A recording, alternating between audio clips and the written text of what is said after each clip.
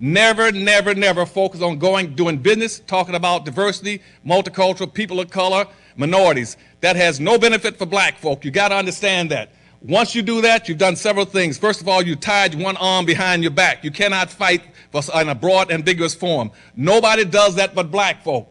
Anybody who's been in politics long enough and economics understands you must do business in a very pointed way. When you go into the marketplace like women don't go into the marketplace looking for very broad agendas. Women go into the marketplace fighting for women issues. Gays fight for gay issues. Hispanics fight for Hispanic issues. Asians fight for Asian issues. Only black folk have been hung up on this business about going into the marketplace fighting for diversity, multicultural, minorities, poor folk, and people of color. It won't work any longer.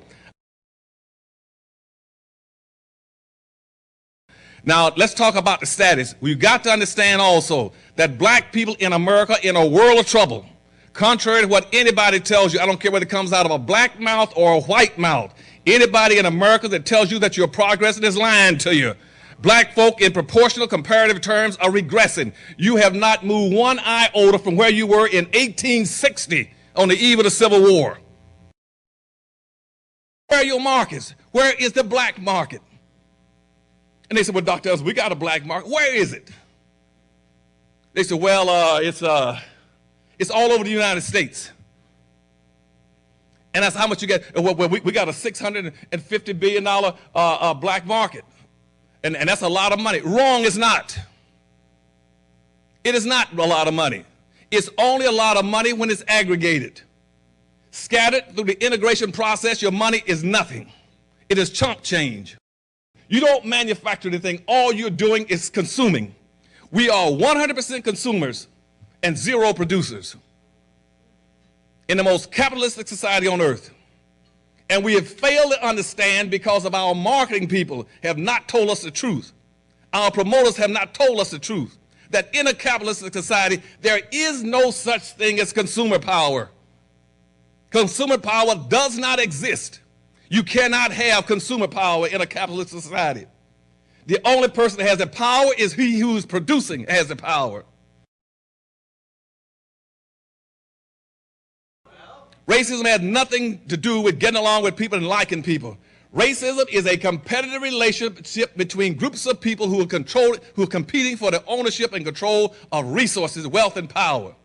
That's what racism is. Racism never existed on the earth until the 1500s, when all of a sudden 9 European nations decided to use black labor, black bodies, and black wealth out of Africa to get in a race.